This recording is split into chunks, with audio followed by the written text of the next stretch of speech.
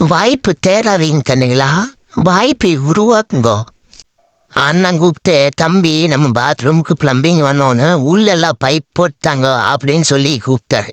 சரி அப்படின்னு போய் பார்த்தா உள்ள 4 ஓட்டை போட்டு வெறும் பைப்பை மட்டும் நிறுத்தி விட்டு போயிட்டாங்க நம்ம பழைய பிளம்பருக்கு. அப்புறம் அவருக்கு புரிய வச்சு, அண்ணா அவங்க காடி எடுத்து பைப்பு வைக்கல, பின்னாடி எல்லாம் ஓப்பனில் தான் அடிக்கணும் அப்படின்னு சொல்லி அண்ணனுக்கு ஹீட்டர் லைனு, சவர் லைனு, மிக்சர் வால் லைனு எல்லா லைனும் பக்காவா ஓப்பனில் அடித்து பர்ஃபெக்டாக பண்ணி கொடுத்துட்டு வந்தோம். அண்ணன் ஹாப்பி, நாங்களும் ஹாப்பி. ஒரு வேலையை எப்படி ஈஸியாக முடிக்கலாம் அப்படின்னு சொல்லி யோசிக்காதீங்க நண்பா. பின்னாடி எது ஈஸியாக இருக்குது அப்படின்னு யோசிச்சு பண்ணுங்க. அப்போ தான் கஸ்டமரும் சாட்டிஸ்ஃபைடாக இருப்பாங்க, நம்மளுக்கும் வேற வேலை கிடைக்கும். இந்த மாதிரி வேலையை பண்ணி கொடுத்துட்டு போனீங்கன்னா கண்டிப்பாக அடுத்த வேலை உங்களை தேடி வராது நண்பா, நீங்கள் தான் வேலையை தேடி போகிற மாதிரி இருக்கும்.